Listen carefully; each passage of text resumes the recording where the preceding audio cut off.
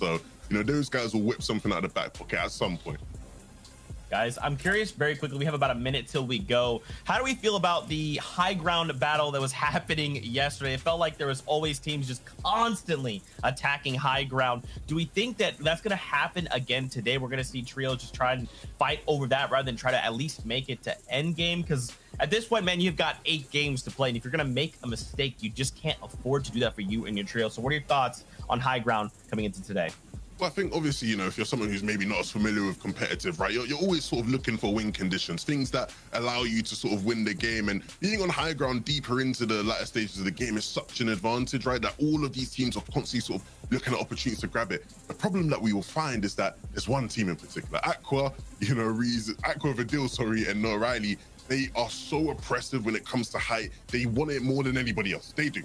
Trust me, believe me, they want it more than everybody else. They make it so difficult for anybody else who's looking for height. And so I do expect to see a lot more of these battles and a lot more people failing because those guys just go and take it most of the time.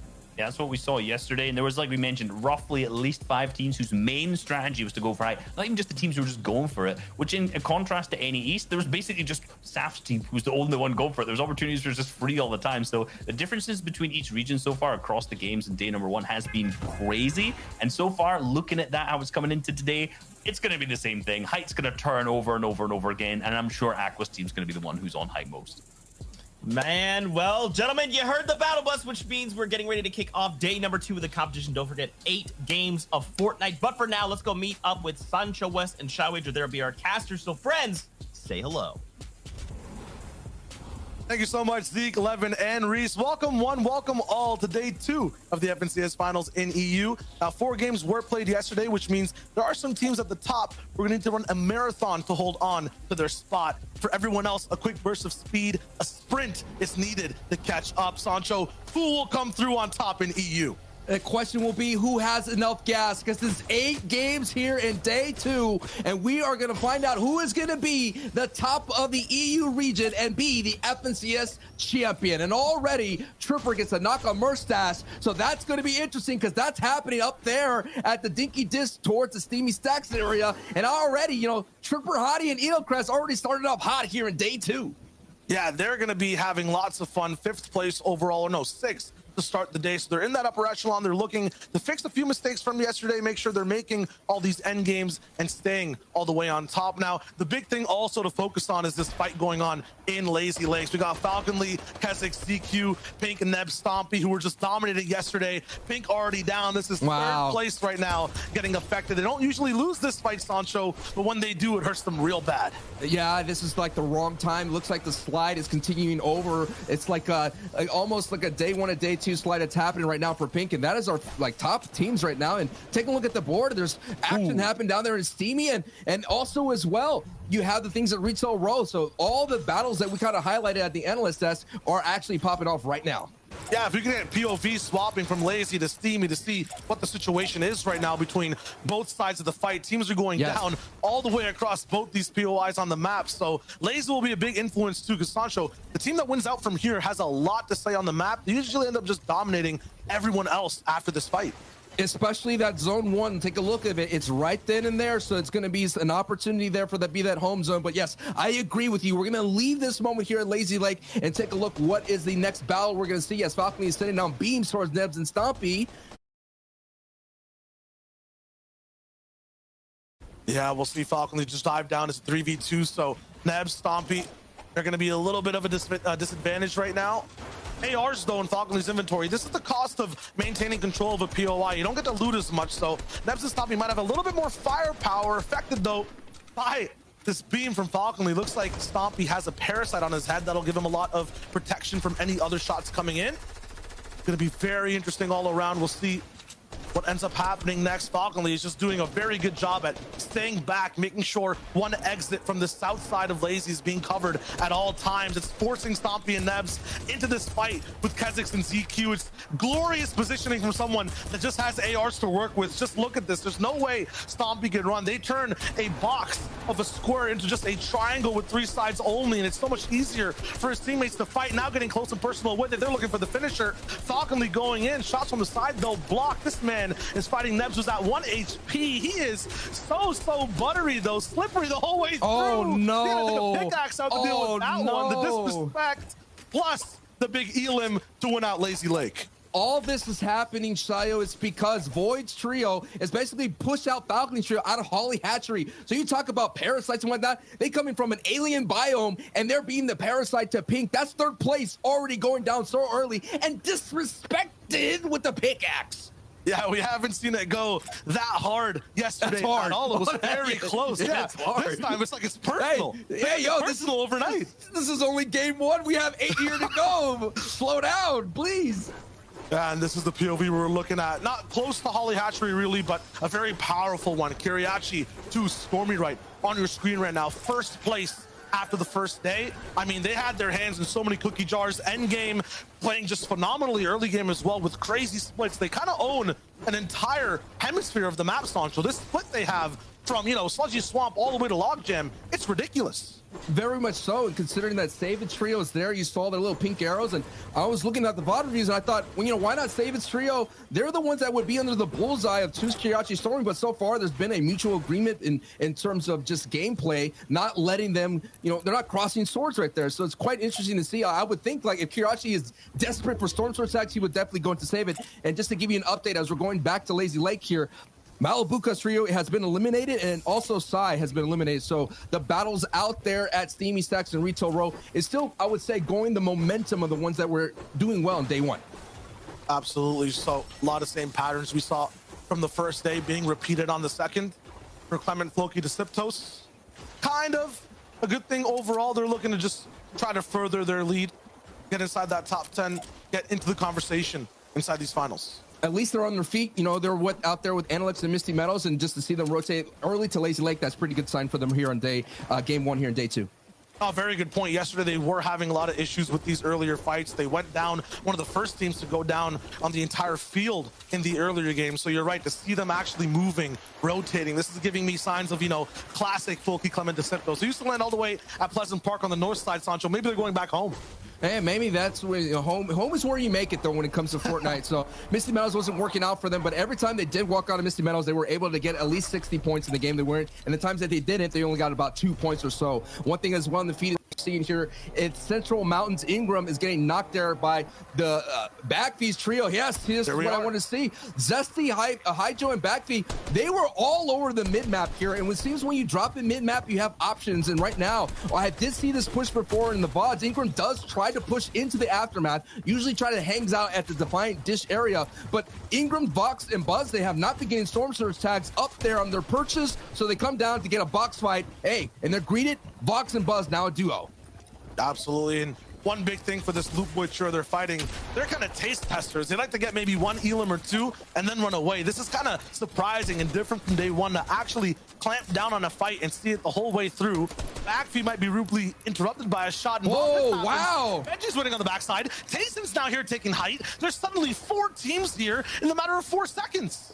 Look at this aggression from Tayson coming all the way from Believer Beach, going right into the heart of the map here at the Aftermath. And yes, Benji's here too. It just shows you how much Storm Surge has been a factor, and teams are getting aggressive here to start day 2. Every time we saw a fight like this on day 1, it was disaster for all teams involved. So from Reason, Vino, and Tayson just kind of get away, look for any damage possible. 41 nice. Tag really good there for Surge, so they'll be on and honestly controlling everything in front of these 3 trios. 4, there's another one coming in from the interrupted by Chapix, Janice, and what I would assume would be Hen somewhere in the distance. Last night when I was casting NA West, I call these warp rotations because you would not believe that they were actually there. You're talking about Janice, Hen, and Chapix coming from Craggy Cliffs all the way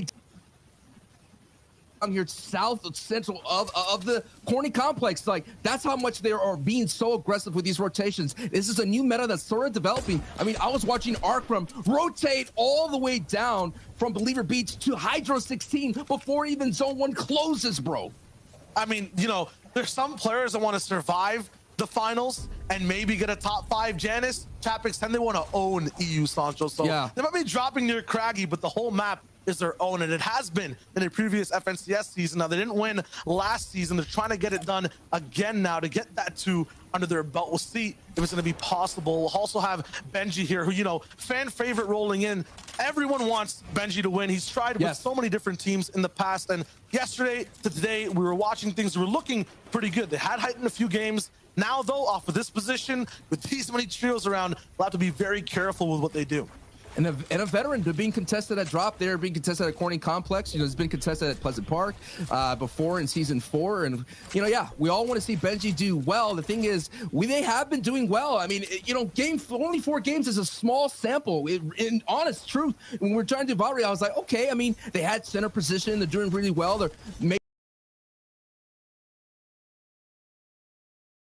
maybe they kind of get swallowed by a rotation going to Zone 5, but still, these are one of the trios that they clean up a couple of things. I think they're going to have a really good day, too. I think the inflatable to use as well. That's going to be, I would say, our favorite item, right, of the season. It's been so cool to watch people rotate with it, go for crazy plays as well as some of those qualifier rounds. It's a nice clutch when it's needed, but that Sniper 2 in Benji's inventory, that can do a lot of damage. You have to watch the highlight for NA West of Arkram using that inflatable and surviving. Oh, so good. It's on the FN Competitive Twitter. You're welcome, FN Competitive Twitter. Definitely. So many good plays, so many highlights over the last day across all regions.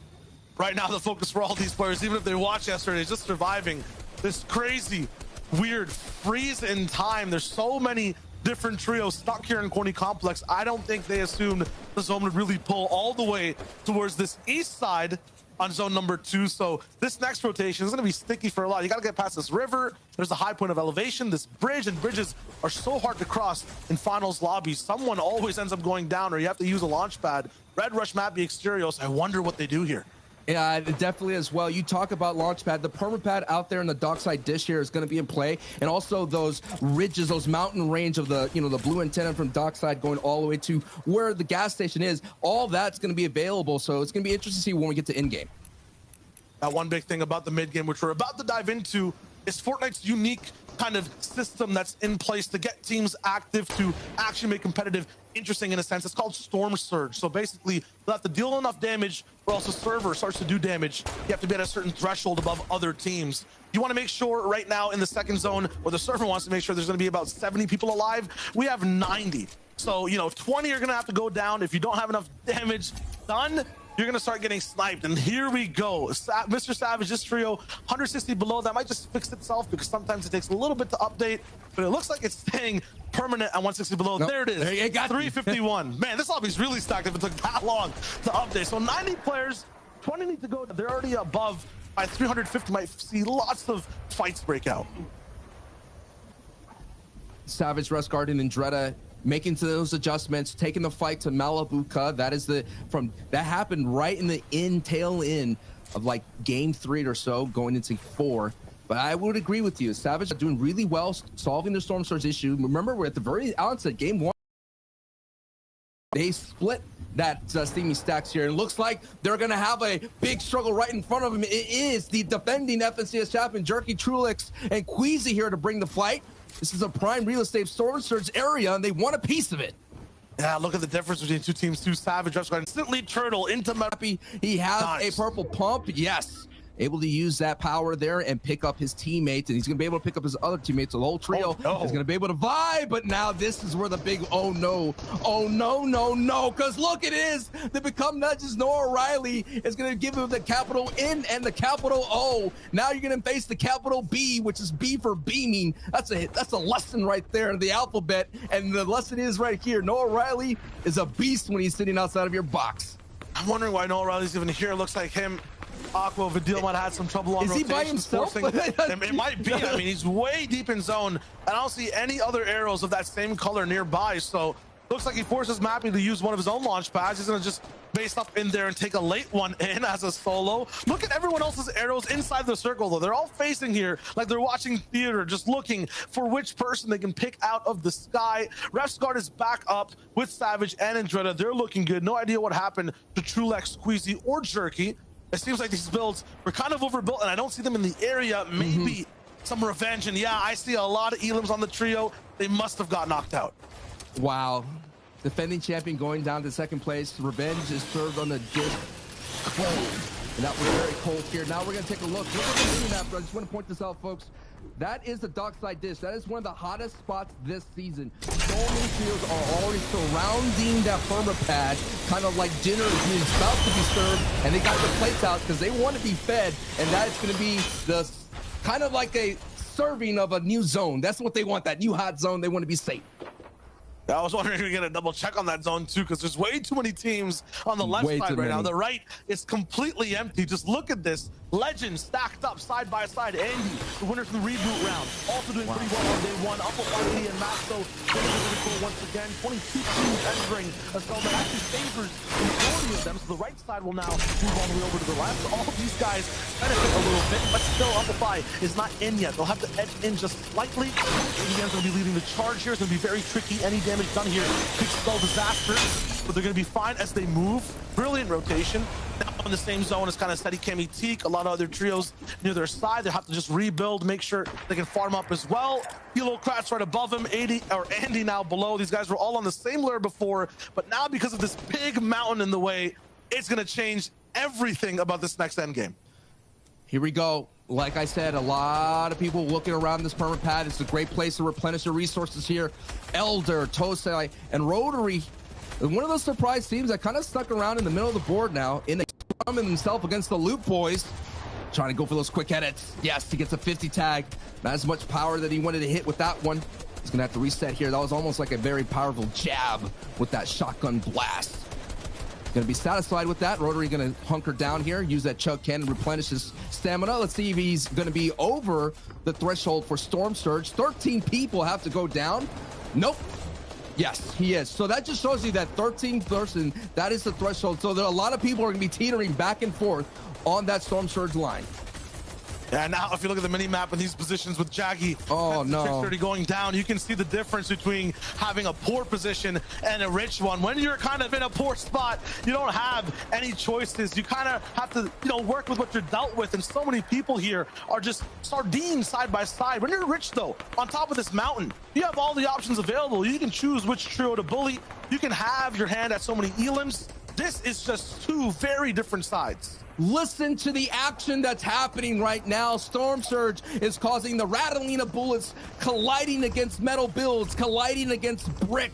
And look at this. Stormy Right gets knocked. That is going to be our first place already in a desperate situation. And look at, they were